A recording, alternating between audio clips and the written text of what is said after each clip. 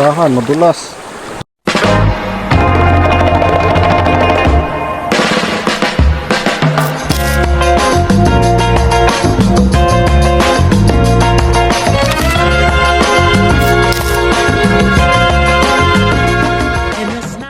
Ayan, magandang araw po sa inyo lahat mga kababayan. So ngayon po nandito tayo sa Pinagbayan, kaya lang hindi po natin natagpo si Miragel.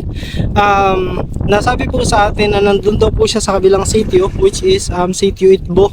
Kaya naman pupuntahan po natin siya doon para makausap natin tungkol doon sa magandang balita natin para sa kanya. Kaya naman tara at samahan po kami. Let's go.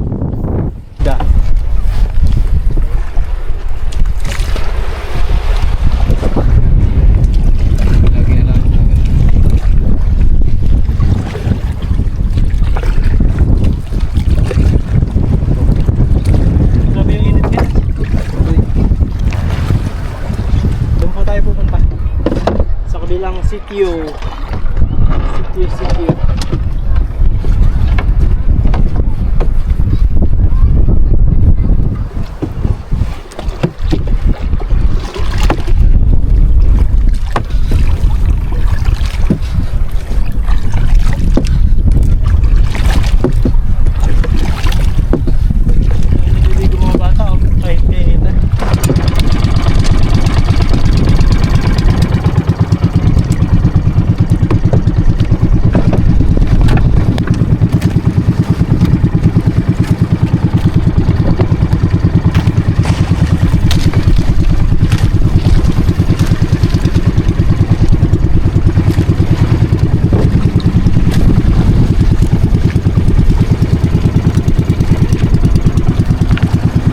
Ayan po, so lalarga na po ulit tayo. Punta muna po tayo dun sa kabilang sitio.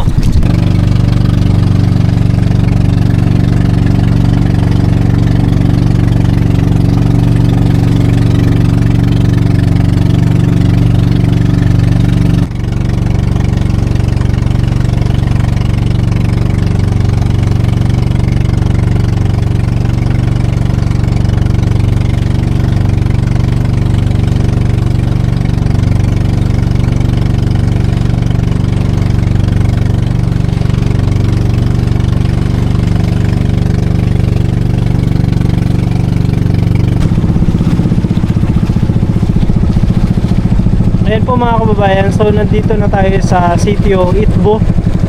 First time ko po na makarating dito sa lugar na ito.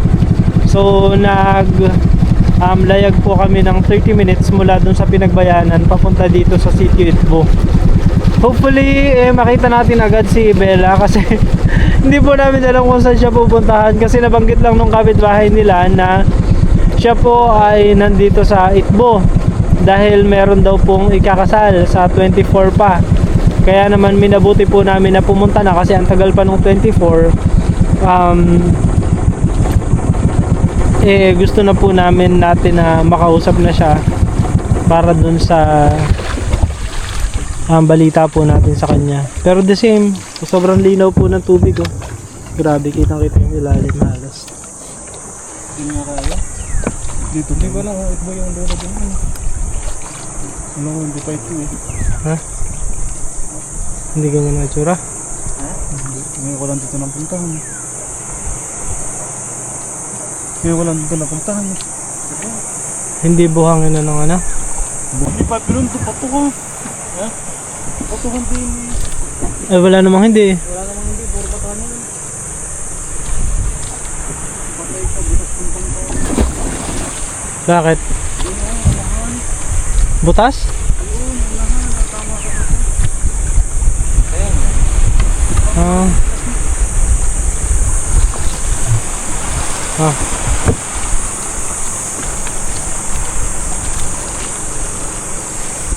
Talagay mo yung tali. Yan. Tapos silahin mo yung nakasuot niya sa dulo. Yung dulo yan. Oh. First time ko lang po makarating dito. Pero madami din pong bahayan doon sa banda doon, oh. Ayan. Hindi ko po alam kung saan dyan, kaya nandun yung si Bella kung nandito kaya, or baka nandito kasi meron din po mga bahayan dito.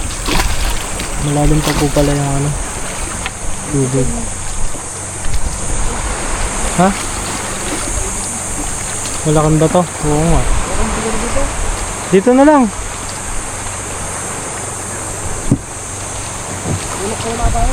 Oo. Lukso na lang. Lukso na lang tayo.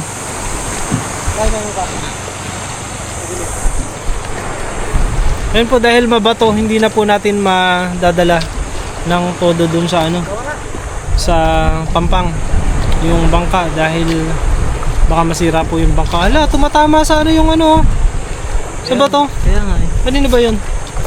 Dapat ano yun, maayos. Ayun, tumatama po yung unahan ng bangka dun sa bato. Parang may batong na ano, natalta ka rin sa bato.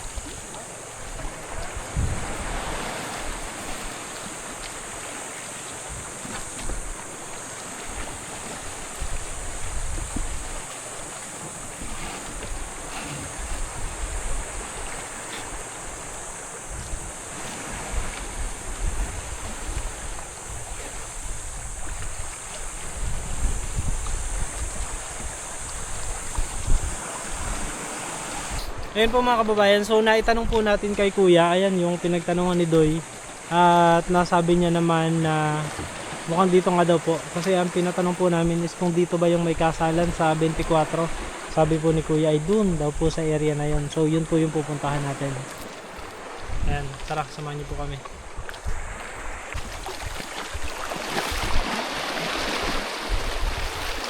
Ayan. Mga batuhan naman po yung ano, dinadaanan natin dito. Ayan. Puro bato.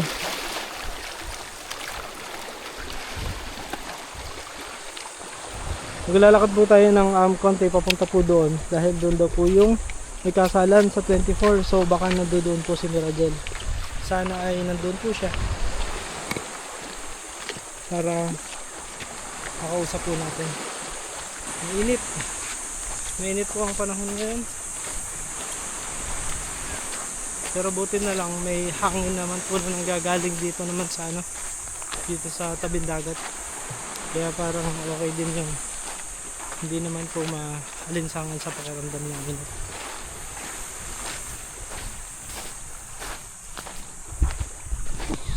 Ganda po ng dagat nila. Ano ba to?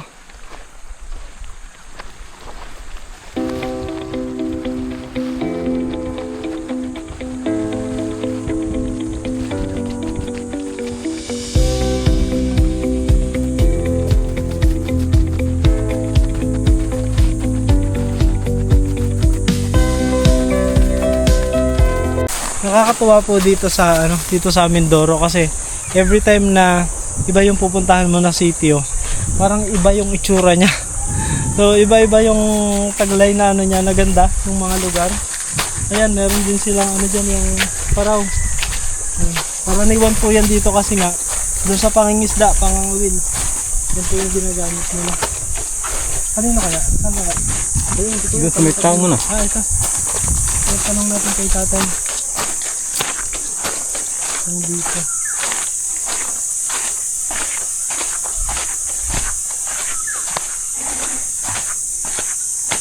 Sana walang aso. Magandang hapon po. Galing po kaming Pinagbayanan. Hinahanap po namin si Miragel Parisan. Meron daw pong kasalan dito magaganap pa 24 po ba yan? Meron nga yun. Opo. Dito po sa bahay na ito. Yung may para yun yun. Ito. Baka ang nahanap mo yun Si Bella po. yun naroon. Nandiyan po. Bagyo ang pangalan ng lalaki. Hindi ko po alam ang pangalan ng lalaki. Samahan mo nga kala asawa niya isa kala Bagyo rin. Si Annalyn. Parisan ka, Parisan? Parisan po. Yan na. Hinahanap po namin si Bella. Si Miragel. Ayan. Ayan po, sakto. Nandito daw po si Miragel. Nagbablog po ako.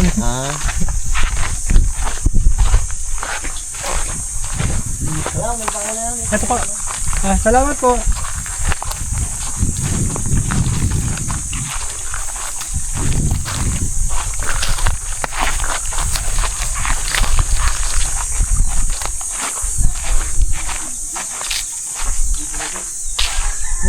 hapon po. Magandang hapon. Hello, Bella. May sadya kami sa iyo. Ayan, nandito po si Bella. So, natagpuan natin siya. Kasi ay, tinanong namin kung nasaan ka, nandito ka nga doon sa ito. Magandang hapon po. Kumusta ka? Okay ka naman. Sino po ba yung ikakasal? Ayun, kapatid. Yung kapatid niya pa. Ayan po mga kababayan, so natagpuan po natin si Bella dito sa kabilang sitio. Ito po ay yung sitio Itbo. Makalipas ang 30 minuto na paglalayag po mula dun sa sitio Pinagbayanan, fortunately, natagpuan naman natin po si Bella. So ayan, kumusta ka Bella? Ayos naman po. Ayos ka naman. Bakit ka nandito sa Itbo? Sumama po sa ate. Sumama ka sa ate? Para saan? Wala. Nagala po. Kasi wala ka naman pasok, ano? Bakasyon nyo kasi. Tapos nalaman namin, may kasal daw kasi na mangyayari dito. Tama ba? May kasalan? Meron daw po. Meron. Ayan. So, dahil wala ka naman pasok, sumama ka muna sa iyong ate. Pupunta dito. Okay. Di ba noong huling linggo, yung nakausap ka ni Pugong, meron siyang ibinigay sa iyo. Tapos, ang sabi niya ay kailangan mong bumili ng Notebook na gamit po. gamit sa iyong pag-aaral. Nakabili ka na ba?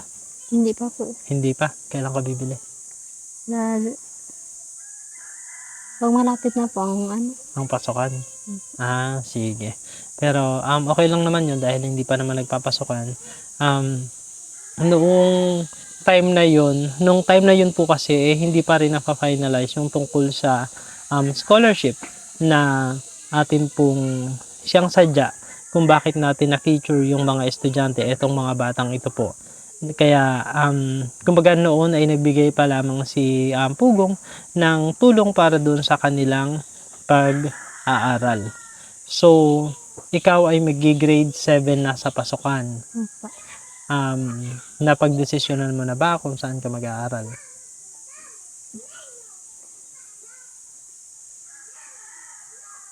Hindi pa po eh. Hindi pa. Okay.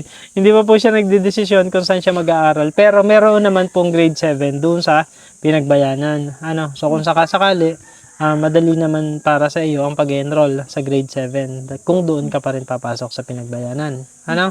Ayun. So hindi po yun magiging problema kasi nga nandoon lamang naman po. Yun ay walking distance naman lamang po doon sa kanilang tahanan. So ikaw ba mula noong kinausap kita, pinagpipray mo ba na sana ay magkaroon ka ng sponsor? Sana ay maging scholar ka? Yes po.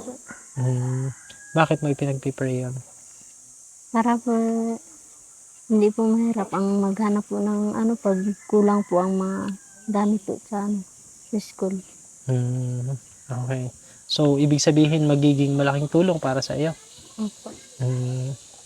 Tapos, kung merong magbibigay sa iyo ng monthly allowance, yun ay magiging malaking tulong din para sa iyo. Opo. Kung tatanungin ka, magkano ang kailangan mong allowance sa isang buwan para kahit pa paano ay makatulong sa iyong pag-aaral? Sa isang araw ba, sa tingin mo, magkano ang iyong allowance para sa iyong pag-aaral?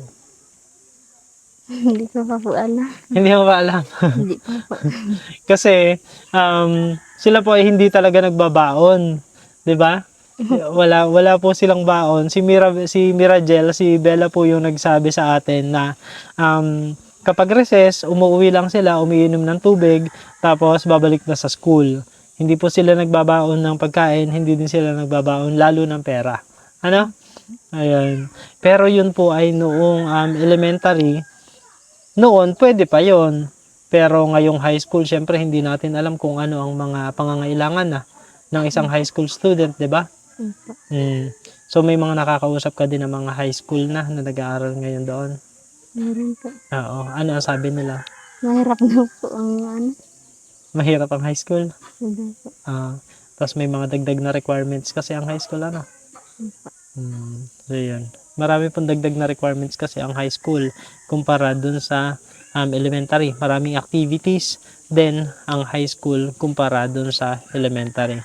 So, nung pinagpipray mo na sana ay magka-sponsor ka, tingin mo ba merong isang tao na tutugon doon sa iyong na sana ay maging scholar ka?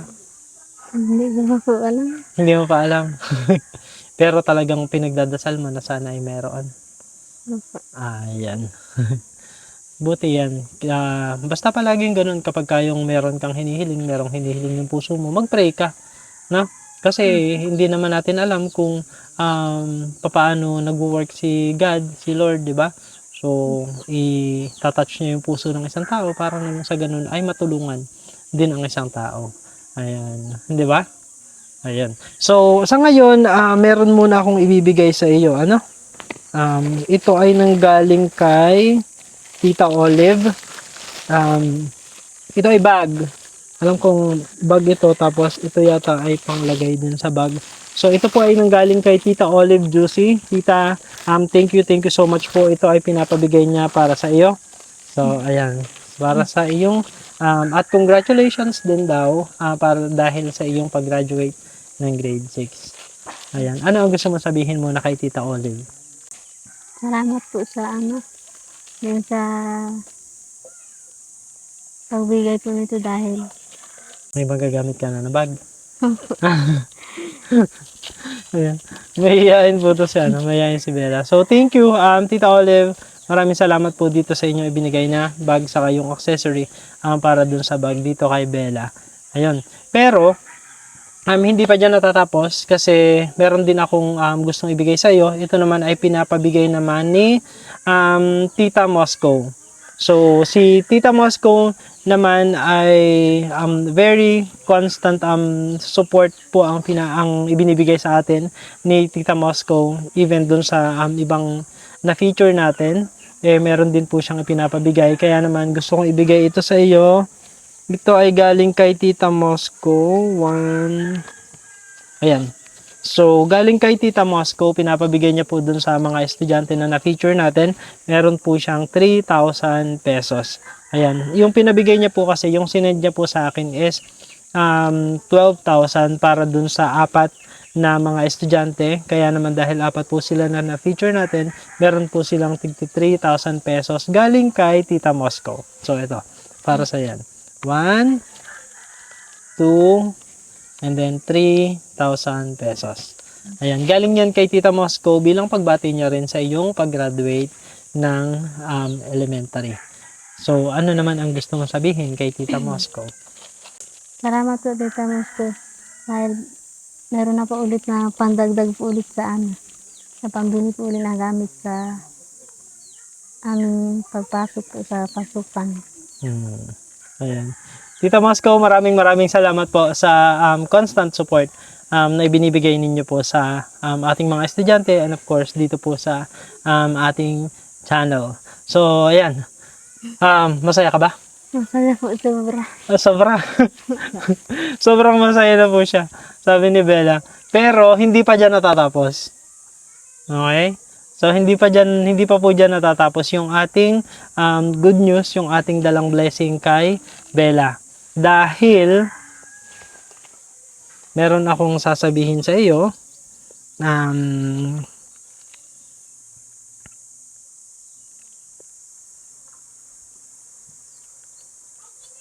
eto. Ayan. Gusto nating magpasalamat kay Tita, kay Miss M. Mendoza. Si Miss M. Mendoza po, kung maalala po ninyo, siya po yung bigay sa atin ng 10,000 para dun sa shelter project. Nagbigay din po siya ng over 4,000 or over 3,000 para daw po sa akin, pero yun po ay idinagdag din po natin doon sa ating shelter project. Yan naman po ay alam din ni Miss M. Mendoza. Miss M. Mendoza, thank you po for understanding. Maraming salamat po. At eto na nga. Eto na nga. Meron kasi siyang, ang total kasi ng ipinadala ni Miss M. Mendoza nitong nakaraan ay 13,483.78 pesos.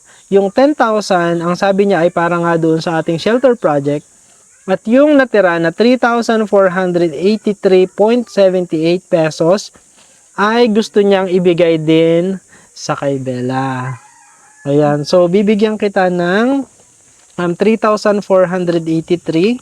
Pero dahil ayoko nang bigyan mo pa ako ng sukli, may pansukli ka ba? Wala kang pansukli. O, ayan. So, gagawin natin 3,500. Ito ay galing kay Miss M. Mendoza.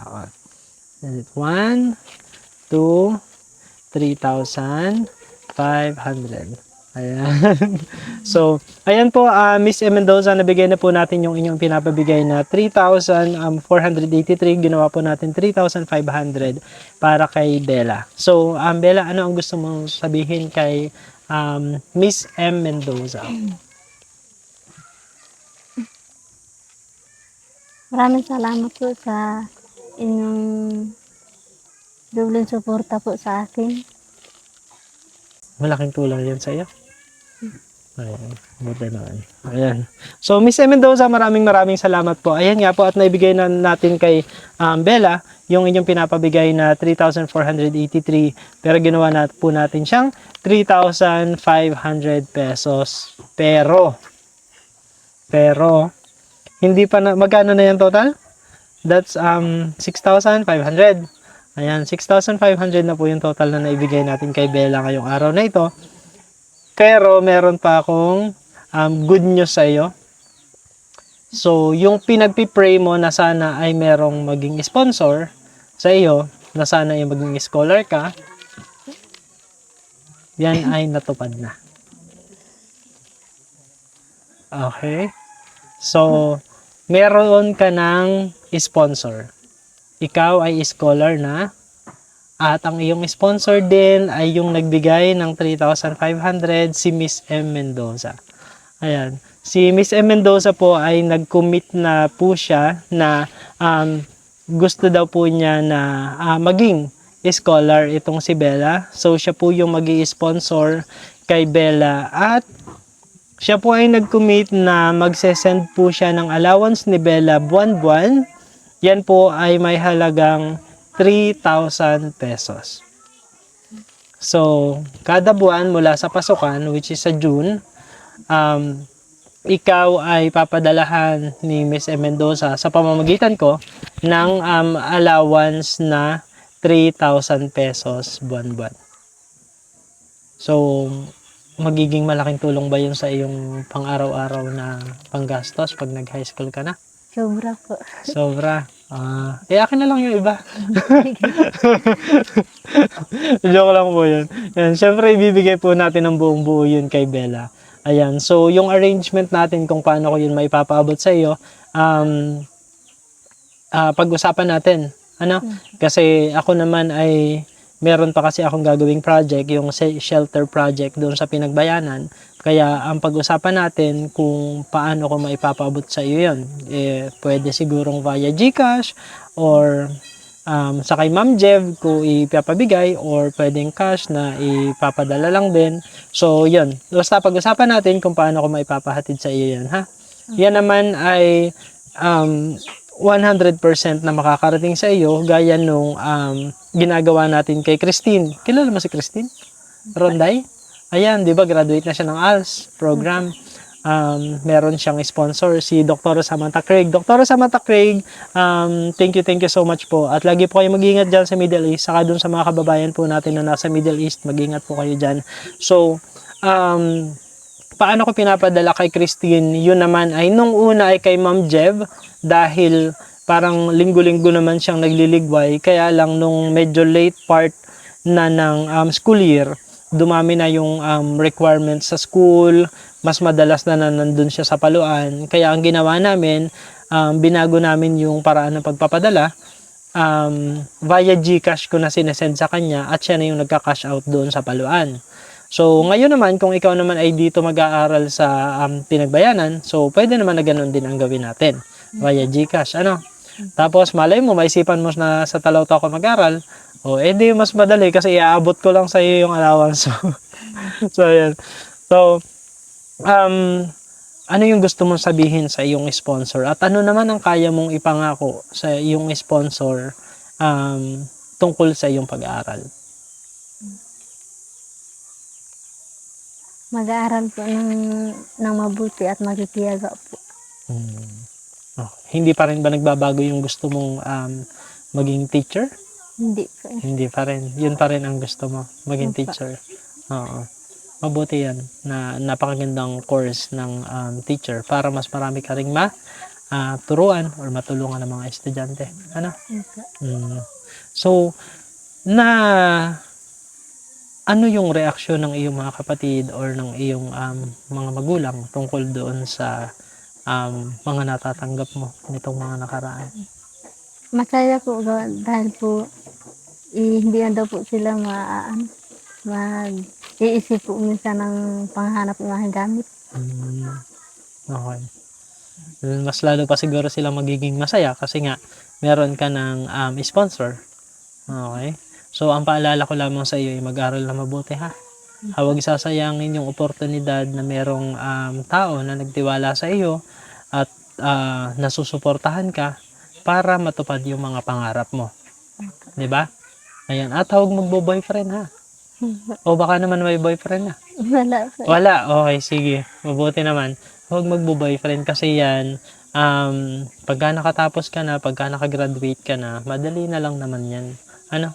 Tsaka mas merong darating na mas tamang tao para sa iyo pagdating ng panahon na yon. Sa ngayon, ang isipin mo ay yung pag-aaral, isipin mo yung iyong pangarap, isipin mo kung paano mo matutulungan yung iyong pamilya para kahit pa paano ay mas maging maayos o maginhawa yung buhay sa future. Ano? Opo. Okay. So, ayan. Promise mo yan, ha? Mag-aaral na mabuti, ha? Okay. Next week siguro nandoon na ulit ako sa Pinagbayanan naman dahil nga ipapagawa ko naman yung shelter para doon sa mga estudyante. Yung mga estudyante na dito nag-aaral. Wala naman taga-Itbo na nag-aaral sa Pinagbayanan, ano? Ay, hindi ko pa po lang alam. Kasi parang sobrang layo na nito kung lalakarin pa, no? Baka wala na siguro. Hanggang doon siguro yung huli doon sa, anong pangalan ng lugar? Agbakong siguro, no? Yung pinakamalayo. Kasi pag nanggaling dito, sobrang layo na pag nilakad dito, no? Kasi 30 minutes po yung 30 minutes po yung bangka eh. Pag nilakad yan, kung ilang oras po yan. So, feeling ko wala naman na nanggagaling dito. Or baka may mas malapit na school dito, ano? Diyan po sa Aglimasan po. Mas malapit ang Aglimasan dito. Yun. So, doon po nag-aaral yung mga bata dito. Doon naman po sa Aglimasan, sa kabilang sitio naman po yan. Ayan. Sige. So, yun, Bella. Alalahanin mo yung mga pangaral ko sa iyo, ha? Okay. Mag-aral na mabuti. At palaging magpe-pray din. Okay? Pagka yung meron kang mga wishes. Ano? Ayan. Sige.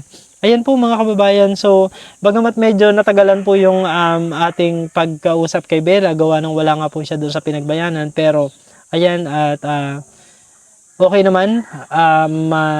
Luwalhati naman po tayong nakarating dito sa kabilang sitio, sa sitio Itbo. At nakausap naman po natin ng maayos si Bella. Yun po mga kababayan. So muli po kay Miss M. Mendoza, maraming salamat po sa inyong pag-sponsor sa pag-aaral po ni Bella. At ganoon din kay Tita Moscow sa kanyang ibinigay na regalo para dito sa ating mga estudyante. And of course, kay kay Tita Olive Juicy na napaka-consistent din ng support sa ating mga ginagawang charity dito sa Mindoro. Maraming salamat po.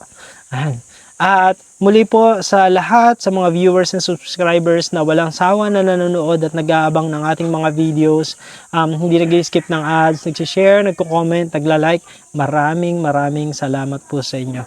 Yan po ay napakalaking bagay para na sa ganun ay mas lumaki pa ang ating channel at mas marami pa ang ating matulungan sa mga susunod na panahon. Kung nasa saang panig man po kayo ng mundo, magandang umaga, magandang tanghali, magandang gabi, magandang araw po sa inyong lahat at ang lagi po namin prayers, tayo pong lahat ay palaging i-bless ni Lord. Thank you everyone and have a good rest of your day. Thank you.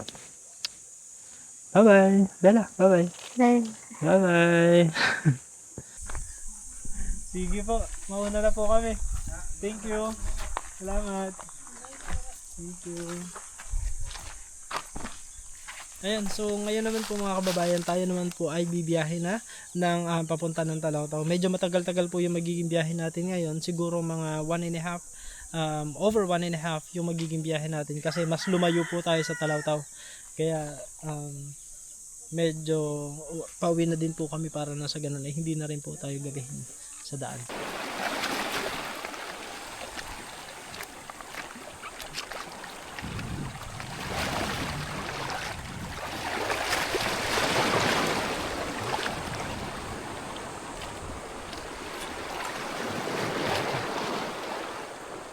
Bandahan, madulas.